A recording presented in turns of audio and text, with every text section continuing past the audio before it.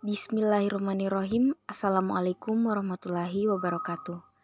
Perkenalkan, kami dari kelompok 5 Komunikasi Antar Budaya dari kelas B1 yang beranggotakan 8 orang atas nama Andi Sriwalda, Nisa M. Nur, Sri Reski, Nur Afni Oktavia, Inggit Gustiar, Suci Ramadhani, Niar Salsabila, dan Andi Basorahmat.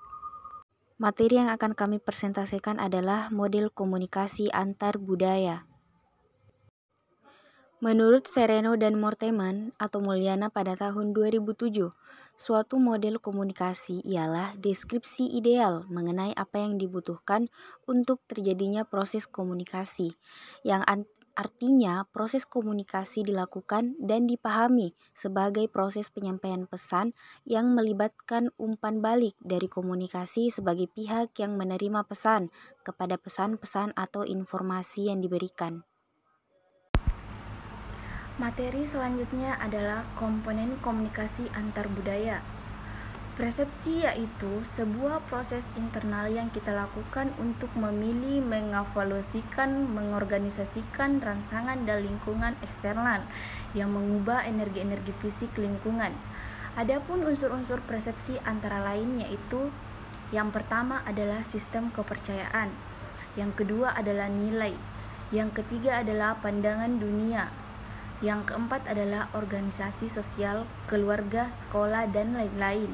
Yang kelima adalah bahasa verbal, dan yang terakhir adalah pola pikir. Next, kita lanjut ke materi selanjutnya yaitu komponen komunikasi antar budaya.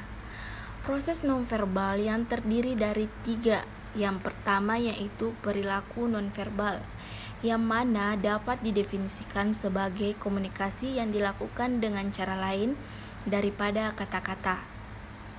Yang kedua yaitu konsep waktu, yang dimana sejarah adalah konsep dasar, dimana setiap peristiwa sejarah memiliki unsur waktu kapan peristiwa sejarah tersebut terjadi. Yang terakhir yaitu penggunaan ruang, yang didefinisikan sebagai upaya untuk mewujudkan struktur ruang dan pola ruang sesuai dengan rencana tata ruang melalui penyusunan dan pelaksanaan program beserta pembiayaannya.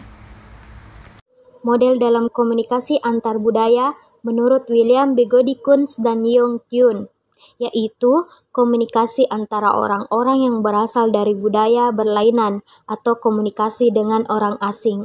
Berikut ini komunikasi antar budaya. 1. Memahami perbedaan budaya yang mempengaruhi praktik komunikasi. 2. Mengkomunikasikan antara orang yang berbeda budaya. 3. Mengidentifikasikan kesulitan-kesulitan yang muncul dalam komunikasi.